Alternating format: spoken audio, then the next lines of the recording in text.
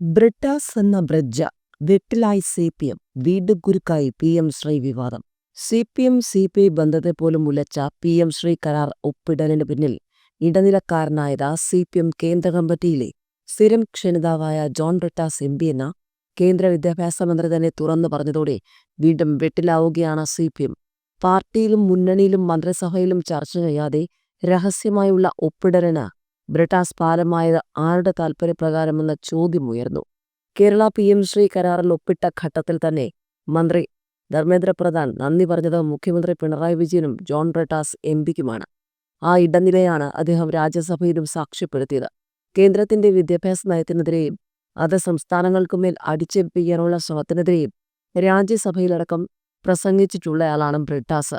അതേ നയത്തിന് സംസ്ഥാനത്തേക്ക് വാതിൽ തുറന്നു കൊടുക്കുന്ന പദ്ധതിയായ PM ശ്രീക്ക് വഴിവെട്ടാനാണ് അദ്ദേഹം രഹസ്യ ഇടനിലക്കാരനായത്. കേരളം രഹസ്യമായി ധാരണാപത്രത്തിൽ ഒപ്പിട്ട ശേഷവും PM ശ്രീയെയും NEPയെയും ശക്തമായി എതിർക്കുന്ന സമീപനമാണ് CPM കേന്ദ്ര കമ്മിറ്റിയും പോളിറ്റ് ബ്യൂറോയും സ്വീകരിച്ചത്.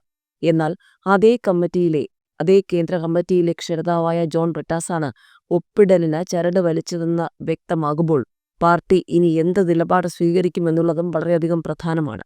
ഒക്ടോബർ 10-ന് മുഖ്യമന്ത്രി പിണറായി വിജയൻ ഡൽഹിയിൽ പ്രധാനമന്ത്രി നരേന്ദ്രമോദിയുമായും ആഭ്യന്തരമന്ത്രി അമിത്ഷായുമായും കൂടിക്കാഴ്ച നടത്തിയതിനു ശേഷമാണ് ഒപ്പിടാനുള്ള രഹസ്യ തീരുമാനമുണ്ടായത്. ഒക്ടോബർ 23-ന് ഡൽഹിയിൽ ഒപ്പിട്ടു. CPM, BJP, നരേന്ദ്രമോദി, പിണറായി വിജയൻ രഹസ്യ സഖ്യങ്ങളുണ്ടെന്ന UDF ആരോപണം ബലപ്പെടുത്തുന്നതാണ് പുതിയ വെളിപ്പെടുത്തൽ.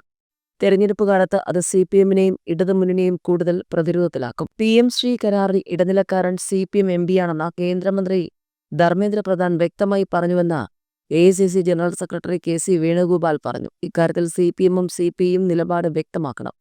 സംസ്ഥാന സർക്കാരും BJPയും തമ്മിലുള്ള ഡീലുകൾ കുറച്ചു നാളുകളായി നടക്കുകയാണെന്നും ധനമന്ത്രി നിർമ്മല സീതാരാമന്റെ വീട്ടിൽ പ്രഭാത ഭക്ഷണവും അമിത്ഷായുടെ വീട്ടിലെ കൂടിക്കാഴ്ചയും ഒക്കെ ചേർത്ത് വായിച്ച് PM ശ്രീയിലും ലേബർ കോഡിലുമെല്ലാം ഒത്തുകളിയാണെന്ന് പറഞ്ഞതാണെന്നും KC വേണുഗോപാൽ ആരോപിച്ചു. ജോൺ ബ്രിട്ടാസ് ഇടനിലക്കാരനായി പ്രവർത്തിക്കുന്ന ആളല്ലെന്ന് മന്ത്രി GR അനിൽ. അങ്ങനെ പറഞ്ഞത് BJP മന്ത്രിയാണ്. PM ശ്രീ അടഞ്ഞ അധ്യായമെന്നും മന്ത്രി GR അനിൽ പറഞ്ഞു.